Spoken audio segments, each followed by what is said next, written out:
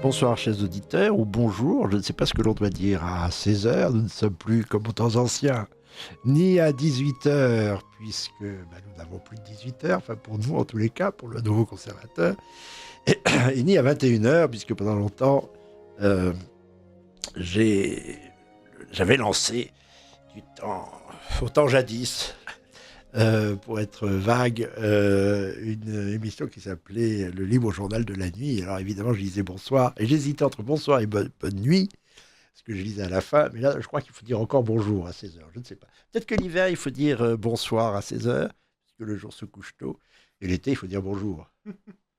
Alors j'entends rire et sourire Guillaume de Thieulois, qui est à Bonsoir ma gauche. Paul-Marie, bonsoir aux auditeurs. Oui, je suis toujours à la gauche de Paul-Marie. À l'extrême gauche, en l'occurrence. L'extrême gauche, à l'Express. Que dites-vous, bonjour ou bonsoir? Moi je dis bonjour. À Bonjour. cette heure-ci, je suis encore... Vous matinal. êtes, mon cher, je vous présente tout de suite, puisque nous allons faire cette émission tous les trois. Pierre-Guillaume, vous êtes le patron, je ne sais pas qui exactement votre titre, du Salon Belge. Directeur, oui. Directeur du Salon Belge, de l'hebdomadaire Les 4 Vérités. L'un et l'autre très honorablement connus de nos services. Et depuis près de 2 ans, alors là, c'est le bijou La consécration. de la couronne. La consécration. Directeur. Faut pas trop parler des bijoux de la couronne parce que par les temps qui courent, c'est pas fiable.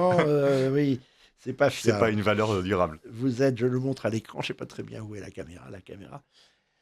Vous êtes le directeur de la publication Le Nouveau Conservateur, dont nous allons parler tout de suite, et dont je suis directeur de la rédaction. En fait, on fait à peu près tout ensemble, enfin au moins pour ce qu'il s'agit du Nouveau Conservateur, désormais mensuel, après avoir été longtemps trimestriel auquel collabore, ou mensuel, un grand journaliste de Valeurs Actuelles, qui est lui à ma droite, bien à sa place, Valentin Gore. Bonsoir, bonjour. Moi, je dirais plutôt bonjour, vous avez raison, Guillaume. Bon, alors, rallions-nous à ce bonjour pour 16 heures. Et puis, nous ne sommes pas l'hiver. Et quel est votre titre à Valeurs Actuelles? Parce que vous êtes un jeune journaliste, tout le monde peut le voir ou l'entendre, mais vous n'avez pas 25 ans ou à peine. À peine, oui. Je ne dirais pas mon âge, parce que c'est toujours un peu bizarre. Comme les dames distinguées.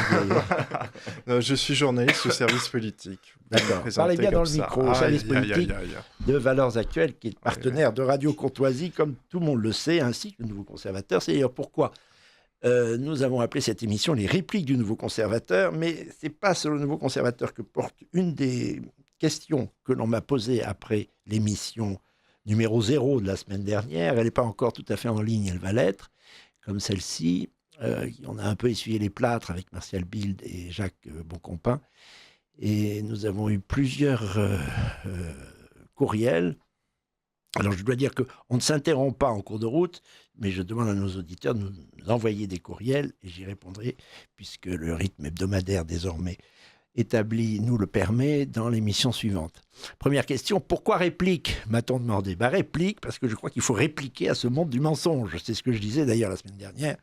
Nous avons publié dans le Nouveau Conservateur un numéro qui a, je crois, marqué les esprits, c'était il y a 2 ans, qui s'appelait « L'univers du mensonge ».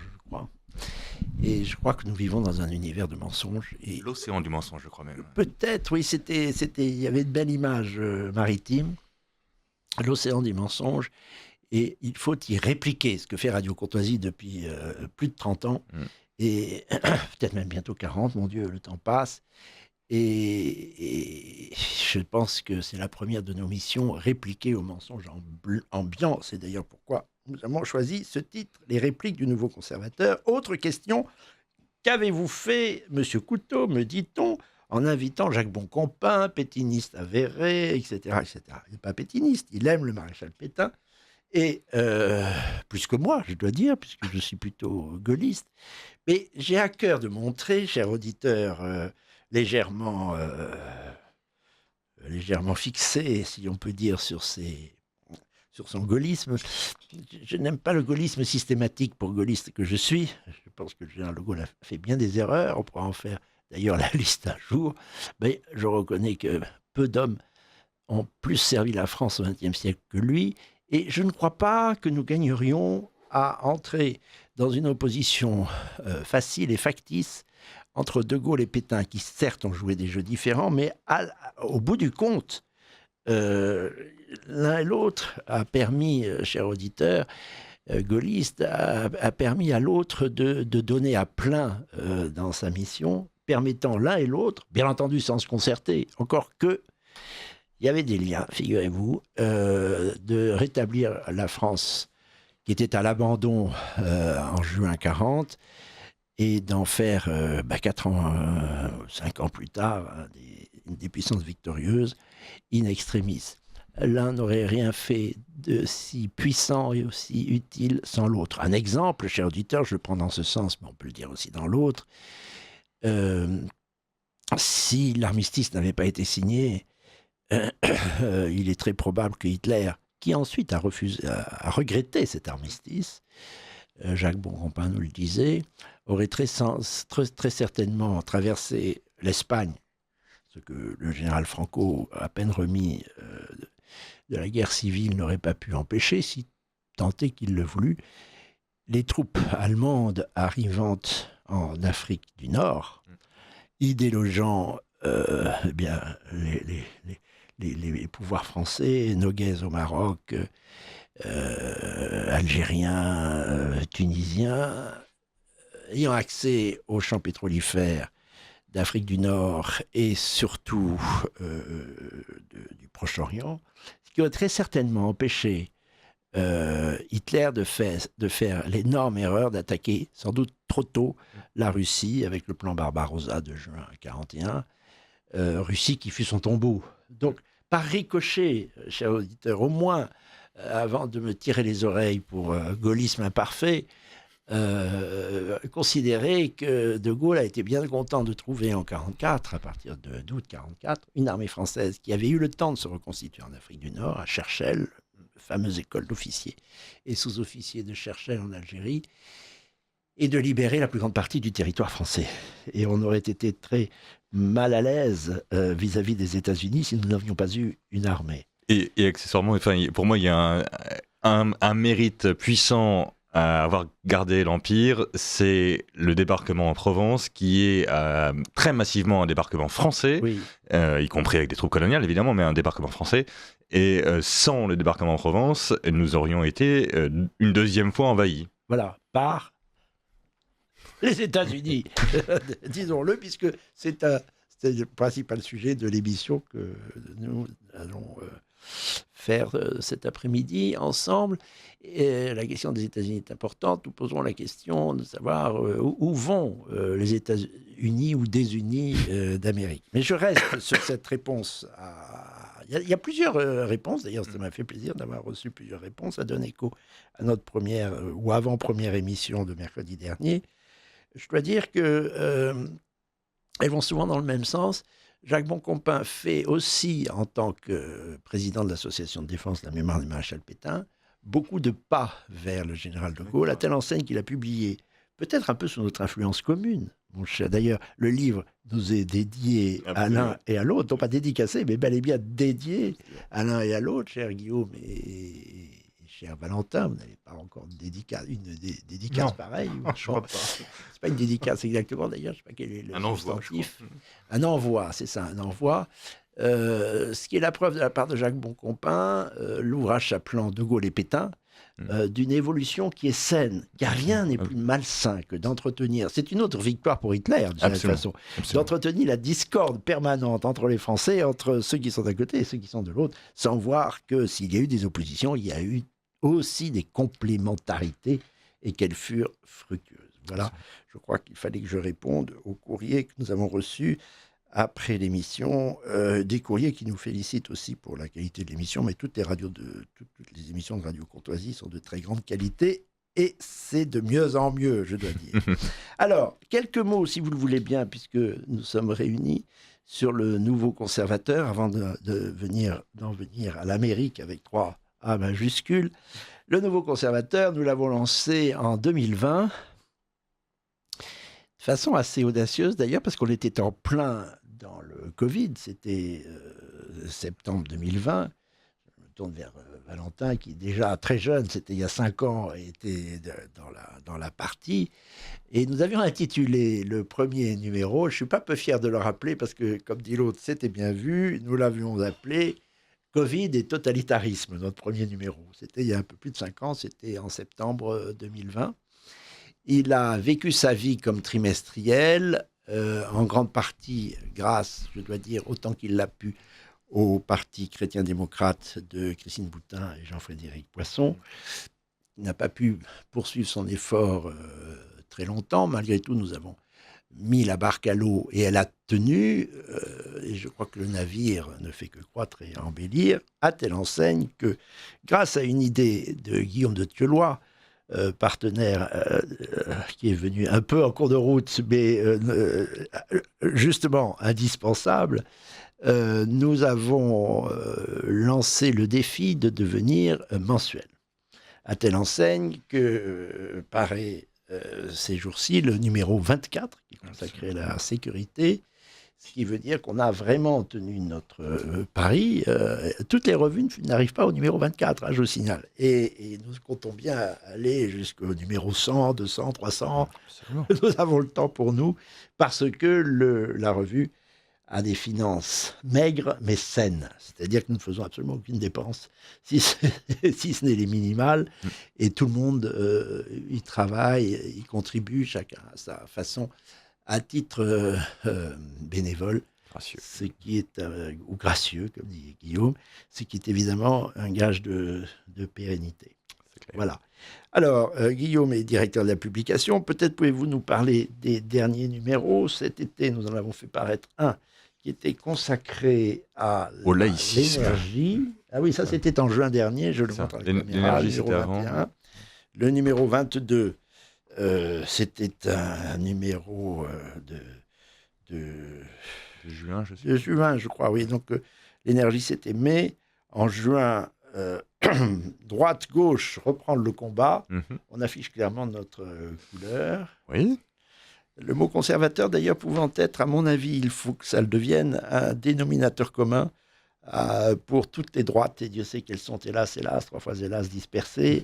Peut-être que le réflexe de conservation en face de la dissolution générale des progressistes, qui en arrivent même à dissoudre tellement de choses qu'ils se dissolvent eux-mêmes, que le mot conservateur peut être, à mon avis, un pont. Et c'est le pari que nous avons fait, puisque nous donnons la parole à peu près tout le monde, dans toutes les droites. Le numéro d'été, alors du mois d'août, en finir avec le laïcisme, que je montre aussi. Le numéro de septembre arrive, je dois dire, avec un petit retard. Je ne l'ai pas encore ici, mais il va arriver chez nos nombreux abonnés. Vous nous direz, Pierre-Guillaume, comment faire pour s'abonner? Il faut aller sur le site, tout simplement. Le plus simple, c'est le site où il y a une adresse. Vous pouvez envoyer un abonnement aux 3 rue de l'Arrivée, donc le Nouveau Conservateur, 3 rue de l'Arrivée, 75 015, Paris. On peut dire que c'est la tour Montparnasse. Alors, c'est pas la tour Montparnasse, c'est la tour CIT qui est devant la tour Montparnasse, ou derrière, selon la petite tour qui est au-dessus de la galerie commerciale. On réunit la tour Montparnasse. Absolument, absolument. Puisque Valeurs Actuelles est aussi installée dans la tour Montparnasse. Oui. Bon, très bien. À nous deux, nous faisons la copropriété complète. Vous avez une chance. Nous jouons les tycoons new-yorkais. Absolument, absolument. Vous avez une chance inouïe, cher monsieur. Chers amis, la chance inouïe d'occuper le seul endroit où Paris est sans discontinuer belle. Absolument, puisqu'on n'a pas la tour Montparnasse. Puisque vous ne voyez pas la tour Montparnasse. Nous avons la tour Triangle. Les Parisiens voient de quoi je parle. Plus loin. Qui est une invention et non pas une invasion d'Anne Hidalgo, et qui vraiment va concurrencer, à mon avis, la tour Montparnasse en termes de laideur pendant de longues années. Valentin Gorge, je ne vous ai jamais vu beaucoup de mansuétude pour Madame la maire de Paris. Je vous ai toujours trouvé très sévère. Vraiment, je suis très surpris. Je ne comprends pas pourquoi. Son bilan est tellement mirobolant que je ne vois vraiment pas pourquoi. Est-ce que le service politique de Valeurs Actuelles commence à s'intéresser à la course à la mairie de Paris au mois de mars prochain? Nous nous y intéressons, même si elle n'est pas encore vraiment lancée. Enfin bon, je ne sais pas si on va parler de ça, c'est peut-être pas passionnant. Non, mais écoutez, ne refusez pas la publicité. Le dernier numéro de Valeurs Actuelles que vous m'avez apporté, tout frais, sorti de votre tour, est consacré à l'immigration, à l'insécurité et la justice, avec un très bel entretien, un dialogue entre le juge Marc Trévidic, bien connu, juge antiterroriste, et l'avocat Thibault de Montbrial, dont on connaît les excellents travaux en termes de sécurité intérieure, notamment. Avec un titre choc, Le chaos qui vient. Voilà. On ne peut pas dire que vous fassiez dans la dentelle, mais nous aussi, notre numéro 24 au nouveau conservateur, c'est aussi sur la sécurité. c'était aussi sur la sécurité. Est-ce que vous pouvez le présenter en quelques mots, mon cher Guillaume ? En fait, l'idée de départ, on avait commencé avec le numéro sur droite-gauche, reprendre le combat. Notre idée, c'était de dire jusqu'aux prochaines échéances électorales nationales, donc jusqu'en 2027, nous voudrions organiser le débat entre les différentes droites françaises, qui évidemment partagent beaucoup de choses, mais aussi ont un certain nombre de désaccords, et voir ce qui les réunit, voir ce qui les divise, et aider à la constitution d'une union des droites, puisque nous considérons que c'est fondamental. Si nous voulons gagner, il faut que nous soyons capables de nous unir. Juste une parenthèse à ce propos, il est quand même assez abracadabrantesque, comme aurait dit un brillant président de la République. Brillant dont le bilan est merveilleux aussi. Aussi brillant que l'Aristide du même nom. C'est-à-dire pitoyable. Pardon. C'est ça. Il est quand même assez invraisemblable que les droites soient interdites de s'allier alors qu'elles partagent 80 ou 90% de leurs programmes respectifs, alors que les gauches peuvent se haïr publiquement, se détester, s'insulter, et 48 heures après, avoir monté une alliance électorale. Le nouveau Front Populaire, qui a réussi quand même une belle opération électorale en 2024, est inouï. Il se détestait la veille de la signature de l'accord électoral. Et de se désister les uns pour les autres. Et de se désister les uns pour les autres. Donc, Ce que nous ne sommes pas capables de faire, pardon de vous couper, alors qu'ils sont arrivés à conquérir des sièges inexpugnables, comme celui dans l'Essonne de notre ami Nicolas Dupont-Aignan, qui contribue aussi au Nouveau Conservateur régulièrement, et qui a été battu face à un LFI élu avec les voix du parti dit LR. Oui, c'est ça, exactement. C'était d'ailleurs le parti d'origine de Nicolas Dupont-Aignan. Il a perdu son siège à cause de l'union de l'alliance de toutes les gauches, y compris LR. C'est absurde. Oui, ça n'a aucun sens. Et donc, l'idée du numéro sur droite-gauche, reprendre le combat, était un peu de mettre en place les conditions de ce débat. Parce qu'il faut qu'il y ait un débat entre les différentes droites. C'est pas du tout un problème qu'il y ait un débat. En revanche, il faut aussi qu'on sache se réunir pour l'essentiel. Et l'essentiel, ça reste quand même la France. C'est pas les intérêts partisans des uns et des autres. Et donc, notre idée, c'est de faire jusqu'en 2027 un certain nombre de dossiers dans lesquels nous interrogerons les dirigeants des principaux partis de droite, et donc en particulier sur la sécurité. Et pour le coup, c'est extraordinairement frappant. Sur la sécurité, 98% même des langage. Ils parlent le même langage. Il n'y a pas de différence entre le RN, les LR. Il y a éventuellement une question de curseur, mais à peine d'ailleurs. On se demande dans quel sens est la modération. Absolument. Absolument. Dans la droite parlementaire ou dans la droite extra-parlementaire. Ce qui est certain, c'est que sur le diagnostic est partagé, les solutions sont partagées, et les solutions, que ce soit en matière de justice, que ce soit en matière de police. Donc, c'est quand même très frappant que sur des sujets, enfin, l'État, c'est d'abord le régalien, donc d'abord la sécurité. Il est stupéfiant que, malgré ce caractère évident de l'union des droites, nous continuons à nous crêper le chignon, si je puis dire, entre les différentes chapelles. Donc voilà, le numéro 24 est vraiment dédié à la sécurité, donc avec des vraies propositions sur la sécurité. Il y a des spécialistes qui en parlent, mais aussi pour faire parler les dirigeants politiques et constater et permettre aux lecteurs de constater que la réalité, c'est que tous les dirigeants de droite disent la même chose sur la sécurité. C'est sans nous crêper le chignon. D'ailleurs, nous n'avons plus de chignon à droite depuis la mort de notre mère Marie-France Garot, qui était notre mère à tous. Hommage lui soit rendu. Elle est souvent venue à Radio Courtoisie. Nous n'avons plus de chignon, mais nous crêpons. Et j'ai beaucoup éprouvé ça, d'ailleurs, pour avoir essayé de renouer des liens qui n'aurait pas dû tarder, en raison du mode de scrutin. Je ne répéterai jamais assez, la gauche l'a compris, les droites ne le comprennent pas. Marine Le Pen, je lui ai raconté ça 100 fois, elle ne voulait pas l'entendre. Il y a un second tour, voilà, c'est pas moi qui l'ai inventé. C'est tout.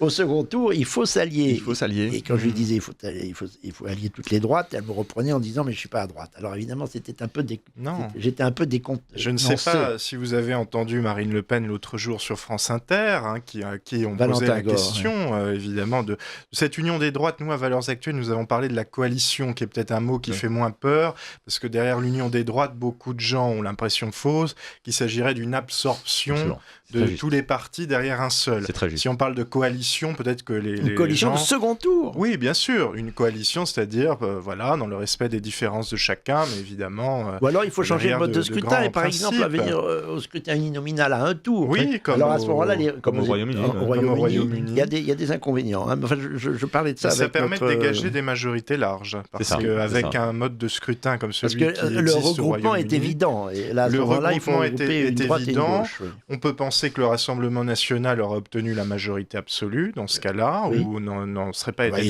et surtout, l'absence de second tour empêche les manœuvres absolument terrifiantes de 10 fronts républicains, qui est un peu le contraire de la République. Quand on le prend, si on veut défendre la République, vraiment le front républicain, c'est l'anti-République. Si on veut défendre la République. Si l'on veut la défendre. Mais insister un peu lourdement sur le si on veut défendre, parce que c'est pas du tout évident que ça mérite. Non, bien sûr, il faut... Non, mais en tout cas, si on les prend à leur jeu et qu'on essaie de jouer ce jeu-là... ça, c'est celui de la démocratie qui n'est pas incompatible avec une monarchie. Pas du tout, c'est plutôt le contraire. À laquelle on peut rêver, au contraire. Le contraire. La BCIS a très brillamment démontré qu'on ne pouvait pas être démocrate et républicain. Voilà. Et que c'est peut-être comme en Espagne, une monarchie qui rétablirait une démocratie bien comprise. Voilà. Simplement, il ne faut pas mettre la tête de l'État qui doit rester impartial aux voix, mais le reste est ouvert. C'est bien, nous sommes d'accord là-dessus. Nous sommes d'accord sur tout. Ou alors avec un septennat unique, mais ça nous entraînerait. Alors il y a aussi ça, d'ailleurs. Et à mon avis, le chef de l'État ne doit pas être élu au suffrage universel, c'est un désastre. La réforme constitutionnelle de 62 est un désastre. Du point de vue de l'impartialité du chef de l'État, je ne parle pas du reste. Nous ferons un numéro sur les institutions, et j'ai suggéré à Pierre-Alexandre Bouclet, avec qui je déjeunais lundi dernier, avant-hier, d'insister sur ces questions institutionnelles qui sont capitales, mais l'importance n'est pas spontanément vue par tous les Français. En tous les cas, à droite, on doit réfléchir. Rien n'est possible sans une réforme institutionnelle. Rien. Et quelques autres, bien sûr. Bon, alors, et le prochain numéro, dans lequel nous sommes, comme on dit, mon cher Guillaume, mon cher Valentin. Moi, je n'y suis pas. Mais... Vous n'êtes pas dans ce numéro. C'est les finances publiques. Absolument. Le fait que...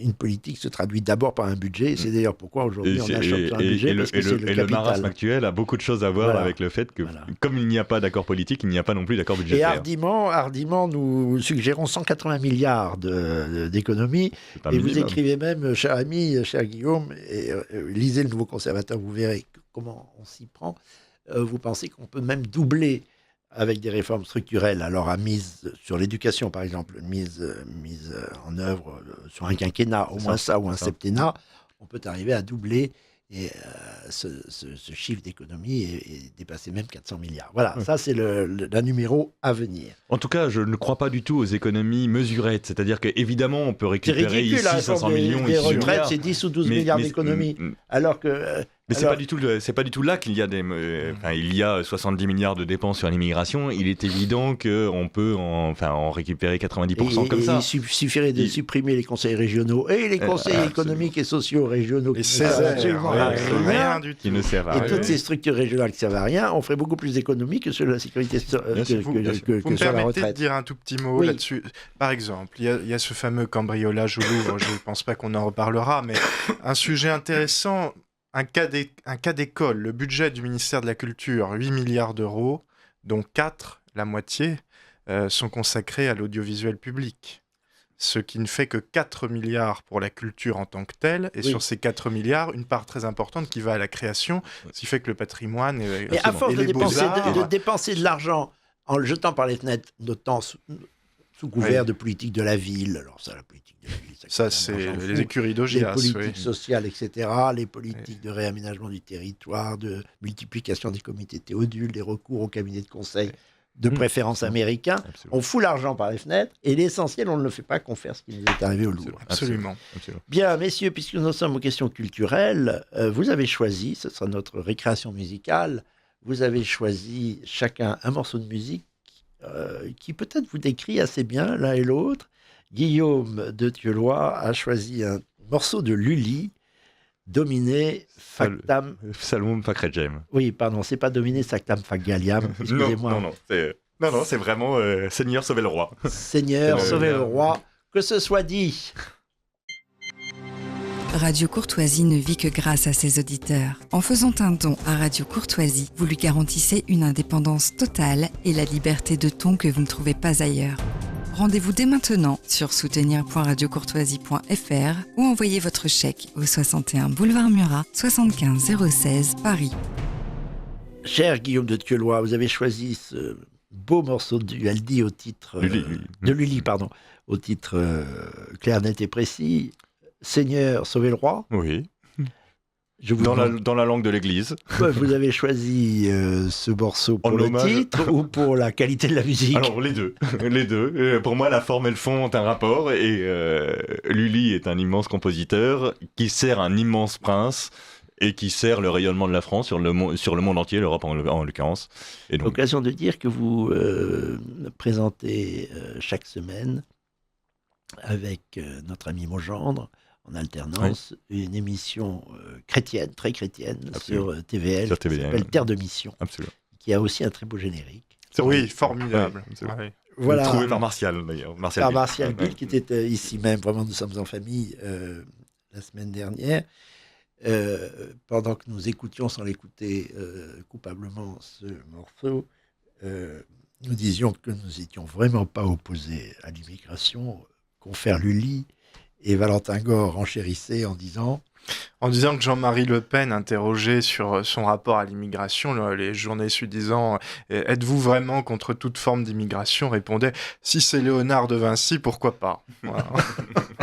Et vous n'avez pas choisi une musique très différente, mon cher Valentin. Vous avez choisi Couperin, qu'on va écouter. Couperin, absolument. Les barricades mystérieuses. Dans sa version pour piano. Alors, c'était le choix de Valentin Gore. Motiver ce Couperin par quelle passion pour Couperin, pour la musique française? Bien sûr, et puis par le thème que vous m'avez demandé. Vous m'avez demandé quelque chose de très français. Je crois que Couperin, il n'y a rien de plus français. Quoique nous l'avons entendu au piano, au clavecin, c'eût été intéressant aussi, mais c'est très joli. J'aime bien pour piano. Merci en tous les cas à notre ami Benoît, qui est le réalisateur de cette nouvelle émission, Les répliques du nouveau conservateur. J'espère, cher Benoît, que vous serez là tous les mercredis, car c'est un régal de travailler avec vous, et c'est là depuis longtemps. Alors, puisque j'en suis à ces questions-là, j'annonce à nos auditeurs que si un jour je suis empêché pour une raison ou pour une autre de présenter cette émission, vous prenez la relève, Pierre Guillaume. Guillaume de Thieulois, excusez-moi. Pierre Guillaume n'est plus là. Je pensais à un autre Pierre Guillaume de nos amis. Hélas. Et vous le présenterez à ma place. Et si, comme vous êtes très occupé, chacun peut en juger, vous ne pouvez pas, eh bien Valentin sera là. Donc vous avez, chers auditeurs, cette émission ne tombera pas. L'équipe, cette émission ne tombera pas. C'est comme le nouveau conservateur. Hélas, le temps passe et nous n'avons qu'une petite demi-heure pour aborder l'autre volet de notre conversation, messieurs. Où vont les États désunis d'Amérique. Je dois dire qu'après l'épisode Kirk et tout ce qu'il a révélé, nous avons quelques inquiétudes à nous faire. Et justement, Guillaume, vous connaissez bien les États-Unis, je ne sais pas pourquoi, mais vous y allez assez souvent. Je ne vous demande pas les raisons d'ailleurs de cette direction américaine. Je peux vous les donner. Où vont d'après vous les États-Unis d'Amérique? D'abord, je réponds parce que ça donne une partie de l'éclairage. Moi, je connais les États-Unis sous deux angles. Le premier, c'est que je travaille depuis une bonne trentaine d'années avec les conservateurs américains. Non pas du point de vue idéologique, parce qu'il y a beaucoup de choses qui nous séparent, mais du point de vue technique, ces gens ont 20 ans d'avance sur nous, sur les méthodes politiques. C'est eux qui ont inventé le marketing direct. Moi, j'ai vu implanté en France. Voilà, donc du point de vue technique, c'est extraordinairement stimulant de discuter avec eux. Et puis ça va vite. Exactement. Et le deuxième aspect qui maintenant m'occupe plus d'ailleurs, c'est Il y a encore des universités aux États-Unis, il n'en existe plus en France. Pardon, chers amis qui étaient à la Sorbonne, etc. L'université française s'est effondrée depuis une 50aine d'années. Aux États-Unis, il reste des universités et je vais une fois par an à peu près passer 2 ou 3 semaines ou un mois à l'université Notre-Dame, qui est donc fondée, comme son nom l'indique, par des Français catholiques, des prêtres français, qui ont fondé au fin fond de l'Indiana, dans un endroit idyllique, une université qui est probablement la plus grosse université catholique du monde. Ah bon ? Et qui est un endroit paradisiaque. Alors l'université elle-même est très woke, il y a plein de choses qui vont pas, mais c'est un cadre pour travailler qui est absolument enchanteur. Vous n'avez pas d'administration. Quand vous êtes à l'université française, vous êtes en permanence enquiquiné par la bureaucratie. Comme tout d'ailleurs, l'hôpital sombre sous la bureaucratie, l'université sombre sous la bureaucratie, et l'État sombre sous la bureaucratie. L'administration est au service des étudiants qui sont au service des chercheurs. Et donc, tout est à l'endroit, c'est un bonheur. Bon, fin de la parenthèse. Donc, c'est comme ça que je connais les États-Unis. Et pour répondre maintenant à votre question, je pense que les États-Unis vont vers l'explosion. Alors, ils peuvent s'en sortir comme ils s'en sont sortis il y a 100 ans, mais je crois que nous assisterons à une nouvelle guerre de sécession. J'ignore si elle va être violente, pas violente, ça j'en sais rien. Ce que je sais, en revanche, c'est que il y a 100 ans, il y a eu l'opposition entre les États du Nord et les États du Sud. Officiellement au sujet de l'esclavage, mais tout le monde sait que c'était pas du tout le problème numéro un, c'était un problème un choc de civilisation. Un choc de civilisation, un choc économique entre l'industrie et l'agriculture, en gros. Aujourd'hui, on a un choc à peu près analogue, mais qui oppose les côtes, donc côte est et côte ouest d'un côté, et le reste des États-Unis, et donc des États des Unis. Vous avez parfaitement raison de ce point de vue-là. Le problème, à mon avis, c'est que nous assistons aujourd'hui, et moi, tous mes amis, y compris très politisés, très trumpiens, je sais bien, Paul-Marie, que vous n'êtes pas du tout, mais j'ai des amis qui ont fait des campagnes de Trump, mais qui disent aujourd'hui 40% des Américains considèrent que les 40% autres ne sont pas américains. Il n'y a plus d'amitié civique aux États-Unis. Or, les États-Unis... l'amitié au sens d'Aristote. Exactement. C'est-à-dire or, les États-Unis sont un pays qui n'existe pas... donc, c'est un pays qui est par vague d'immigration, donc il n'y a pas de culture commune. S'il n'y a plus d'amitié civique, s'il n'y a plus la religion civique qui a fait les États-Unis, ça s'évapore. Et donc, je crois que nous assistons aujourd'hui à une espèce de dislocation. Encore une fois, ça ne veut pas dire du tout que ça va aller jusqu'à la dislocation pure et simple. Il est tout à fait possible qu'ils se reprennent. En revanche, la violence politique, je pense qu'on en est qu'au début, parce que donc l'assassinat de Charles Leclerc, qui est évidemment très représentatif, mais ça fait 10 ans que de part et d'autre, ils s'envoient des menaces de mort. Aujourd'hui, aux États-Unis, le débat public est un débat qui s'échange des balles, mais des balles réelles, donc évidemment, c'est extraordinairement problématique pour un débat politique. Alors, Valentin, sur ce premier point, qui est énorme, comment voyez-vous les choses ? Dislocation, sécession, guerre civile, on en est là ? Écoutez, la situation que Guillaume de Thieulois a décrite, évidemment, finalement, la gauche et la droite se regardent en chien de faïence et on a une situation idéologique très, très difficile avec une partition, y compris géographique, qui est intéressante à analyser. Est-ce que ça amènera à une sécession ? Ça, c'est impossible de le dire, évidemment. Mais ce qui est intéressant, c'est que paradoxalement, il y a peut-être une sortie du clivage droite-gauche avec...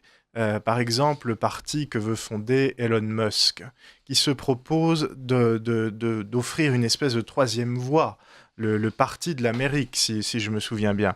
Alors nous allons voir ce que ça va donner, et surtout ce qui sera après Trump. Vous avez le parti démocrate, avec quand même une envie de revenir vers le centre, avec des candidats comme le gouverneur de Californie, M. Newsom. C'est pas vraiment un centriste, celui-là. Mais qui était très à gauche et qui petit à petit se recentre. Comme d'ailleurs l'avait fait, souvenez-vous, la candidate que vous aviez soutenue, Kamala Harris, qui avait commencé très à gauche, qui avait commencé sa campagne très à gauche et qui l'avait terminée assez au centre, où elle avait même dit qu'elle possédait une arme à feu et qu'elle était prête à s'en servir le cas échéant pour séduire des électeurs trumpistes ou qui ne sauraient pas très bien... Parce qu'on séduit aux États-Unis avec des armes à feu. Oui. Ah bah absolument.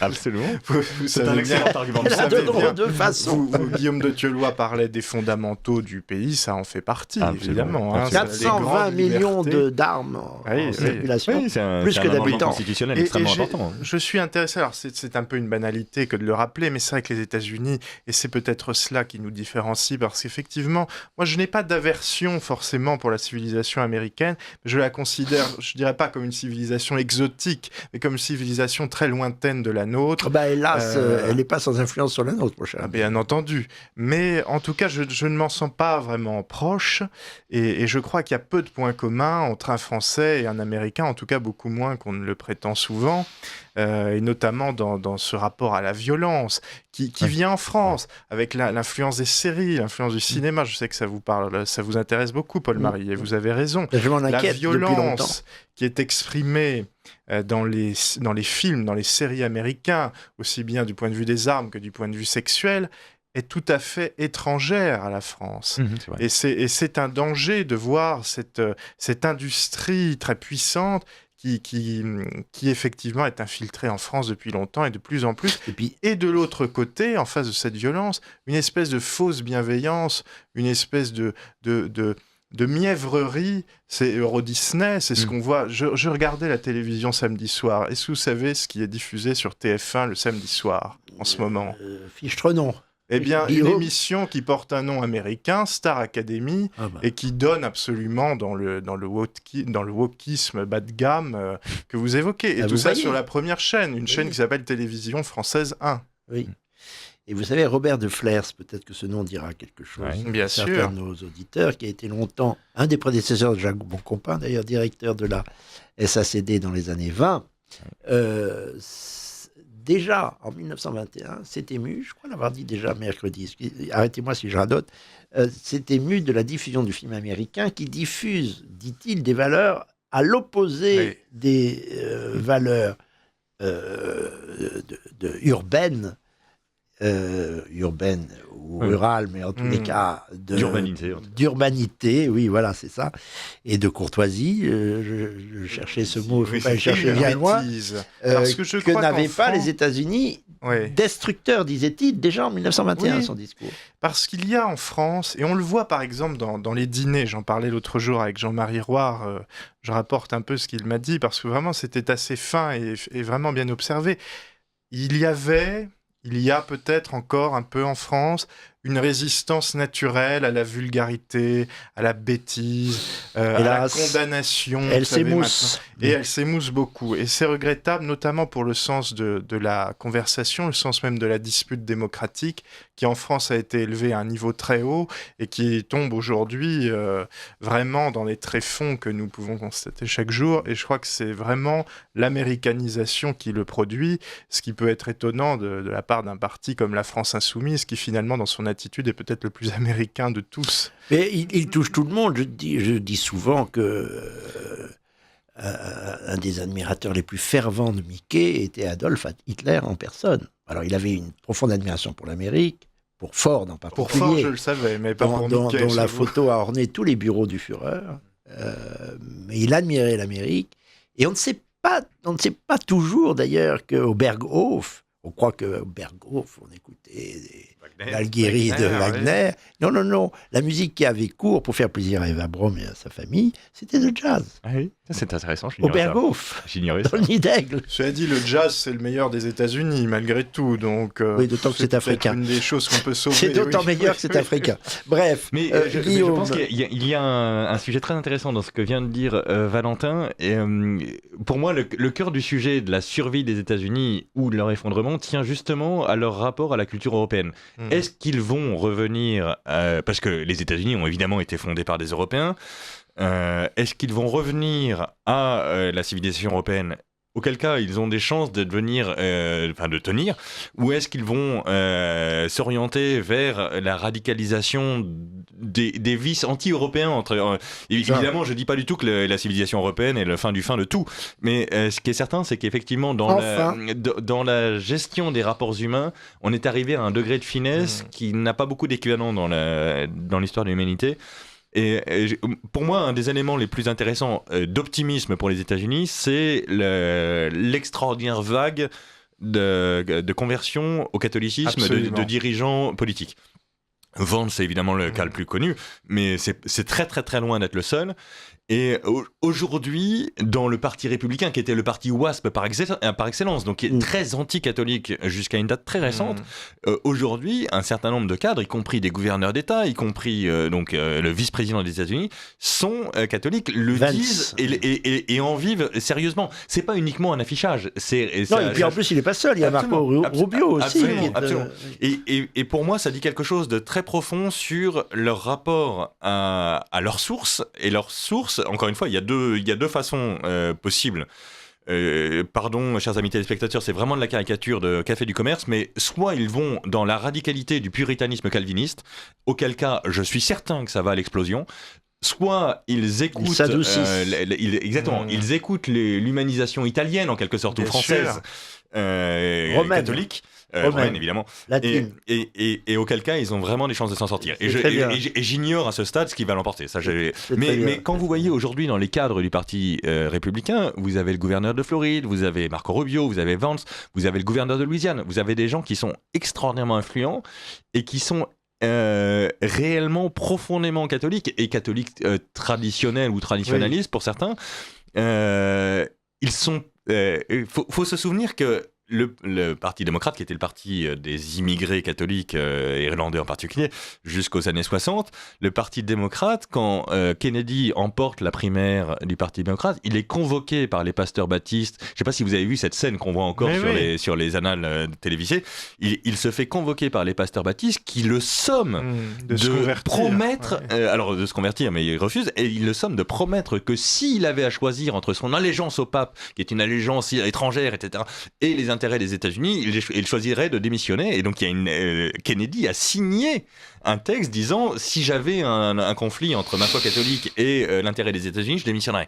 Ce qui est inouï. Enfin, les États-Unis sont le pays de la liberté religieuse. Ils ont au nom de la liberté religieuse, ils interdisaient à un catholique d'être catholique. Ce qui est, encore une fois, inouï. Encore une fois, je pense que ce monde-là est en train de disparaître. Alors, j'ignore ce que ça va donner, mais je pense qu'on assiste à quelque chose d'important. Vous voyez un séparatisme, je reste avec vous, mon cher Guillaume de Thieulois, un séparatisme, une sécession, vous l'anticipiez, selon quel mode? Parce que c'est pas nord-sud, c'est plutôt, disiez-vous, entre les États au fond maritime. On retrouve presque la distinction à la Mackinder du fluide de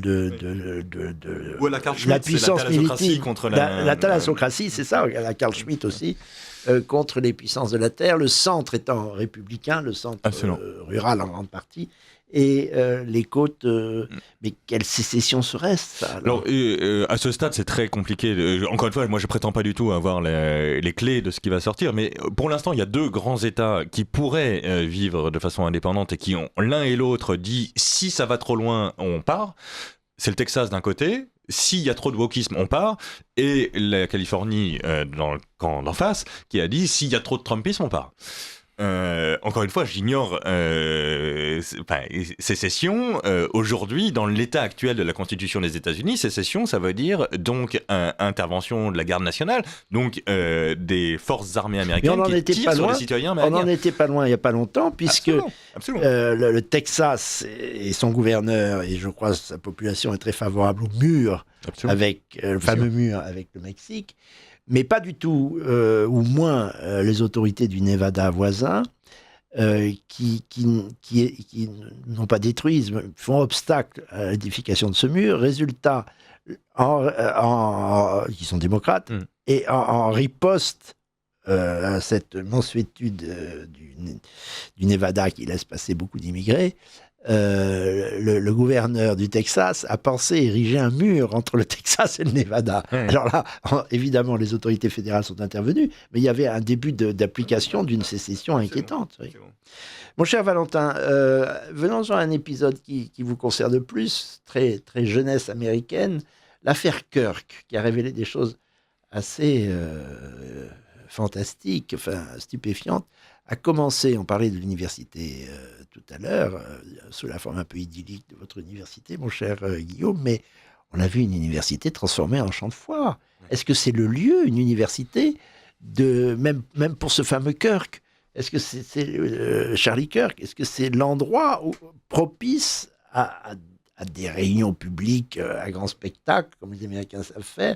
C'est pas ça l'université. L'université, c'est le lieu de la recherche, en principe de l'impartialité, c'est aussi de le la lieu recherche du de la débat, connaissance. ça peut être le lieu du débat. Et je crois qu'évidemment, il y a une petite différence entre la manière française de voir l'université et la manière américaine. Traditionnelle, oui. L'université américaine est depuis toujours très politique.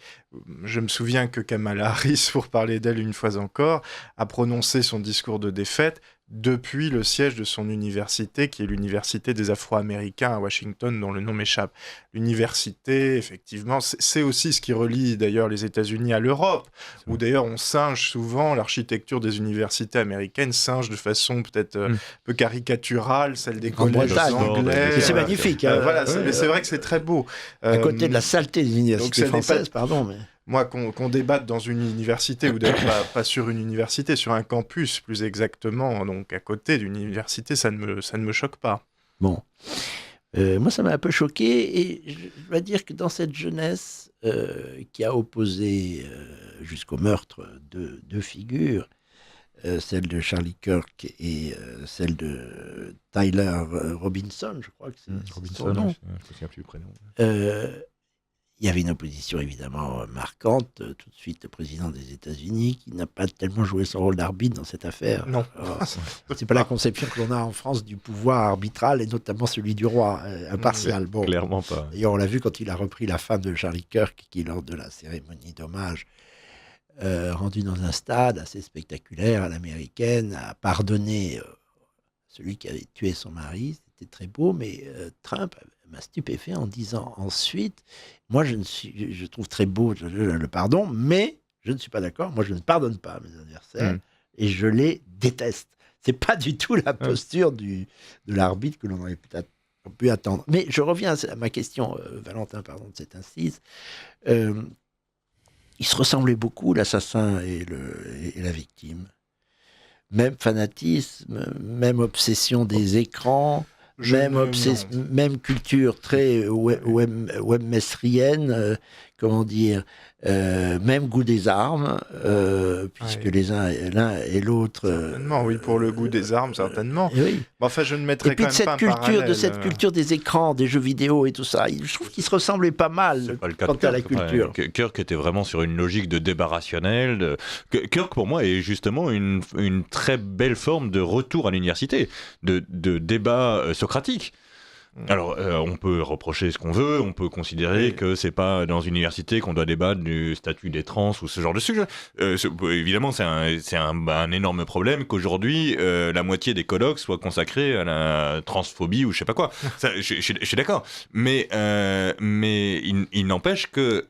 pour une fois, il y avait quelqu'un qui disait écoutez, prouvez-moi que j'ai tort.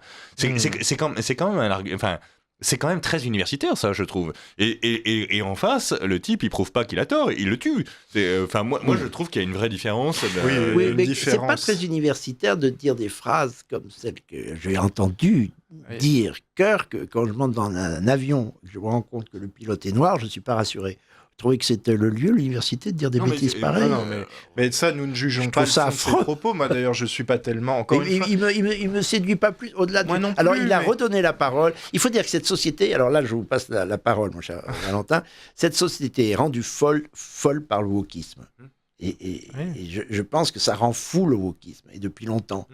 Vous savez, il y a eu des assassinats de tous les côtés. Il y a eu un certain Butler qui a assassiné une élue du Minnesota, dans le Nord, en juin dernier, une élue au Parlement du Minnesota, et son mari d'ailleurs.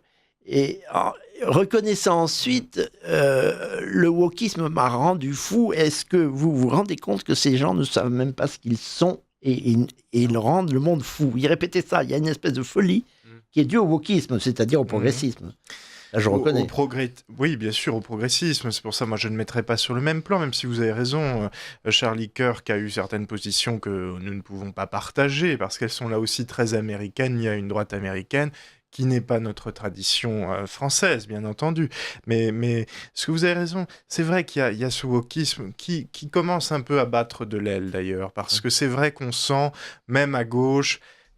la gauche commence pour une grande partie à prendre ses distances vis-à-vis des excès. Oui. Le danger aux États-Unis, et là je vous rejoins Paul-Marie, c'est qu'il ne faudrait pas qu'il y ait un espèce de wokisme de droite qui par la même forme de systématisme, de haine de l'autre, de rejet et de création d'une identité aussi un peu artificielle, où on exhibe des valeurs de l'Église, parfois pour leur faire dire absolument le contraire de ce qu'elles sont censées dire. C'est un cinéma, on n'est pas loin de la société du mensonge, dont nous parlions tout à l'heure. Mais là, je voudrais c'est la société de l'image, donc du mensonge. Oui, rebondir sur ce que disait Guillaume de Thieulois. Moi, je suis assez distant de Trump, moins de Vance. Ouais, je pense que vous avez raison sur ce personnage qui est marié à une Indienne, ce qui veut dire quelque chose dans la mondialisation, qui n'est pas exactement, là aussi, une habitude aux États-Unis. C'est la générosité catholique. Et je crois que c'est un personnage qui pourrait vraiment avoir... qui me semble assez sage, même si on dit aux États-Unis qu'il a un goût très prononcé pour les vacances, c'est peut-être un peu trop, mais bon, c'est aussi le charme de la vie. Voulez-vous dire qu'il ne travaille pas beaucoup ? C'est la réputation qu'il a, mais c'est assez courant aux États-Unis que les présidents et les vice-présidents prennent beaucoup de vacances. Ça fait partie de la vie. Il se prépare, en fait. Il se prépare. Mais je crois que c'est un personnage, effectivement, aux États-Unis très intéressant dans ce pays où il y a beaucoup de caricatures. Il sort des caricatures sur les États-Unis et il y a un vrai rapprochement avec l'Europe, avec ce fameux discours de Munich que vous n'aimez pas, Paul-Marie, mais que moi je trouve assez juste. Si, je partage, mais je ne vois pas pourquoi on aurait besoin du vice-président des États-Unis pour dire ce que nous disons et écrivons, notamment dans le Nouveau Conservateur, depuis des lunes. Voilà, on n'a pas besoin d'eux. Tout ce qu'a dit Vance, on n'a pas besoin, sauf qu'ils ont une autorité pour le dire que nous n'avons hélas pas. Alors, hélas. Juste un petit point sur Charlie Kirk. Je pense qu'il faut aussi voir que Charlie Kirk a énormément évolué. Il était manifestement sur la voie de se convertir au catholicisme, lui aussi. Oui. Sa femme, le pardon de sa femme... Il a changé d'avis sur Israël aussi, je crois. Il a changé d'avis sur Israël. C'est extrêmement intéressant ce qu'il a... Netanyahou l'avait fait assassiner. Alors, je ne sais pas si vous avez vu, mais il y a une vidéo de Netanyahou qui se défend de l'avoir fait. D'où ça vient ? Qui est extraordinaire. On se quitte sur cette question. Décidément, cette émission est trop courte. Merci beaucoup, mon cher Valentin Gorge. Je n'ai pas besoin de dire que vous reviendrez, vous êtes chez vous aussi. Et bien entendu, Guillaume de Thieulois, cher Paul-Marie, cher directeur du Nouveau Conservateur. Nouveau Conservateur, d'ailleurs, nous ne sommes pas tous les trois les seules plumes. Citons Catherine Rouvier, bien connue des auditeurs de Radio Courtoisie, ou Jean-Frédéric Poisson, ou Thierry Boutet, ou Francine Joubert. Il y a toute une équipe. Voilà, à mercredi prochain. Mercredi prochain, nous aurons sur la question de l'écologie. L'écologie est-elle de gauche ou de droite ? Laurent Ozon et François-Louis Devoyer d'Argenson. Et la semaine suivante, alors... nous devrions avoir une belle émission avec Mathieu Bocoté et Jean Sévillat qui nous a accordé une conversation qui est en ligne depuis quelques jours sur TVL. Merci, chers auditeurs, à mercredi prochain.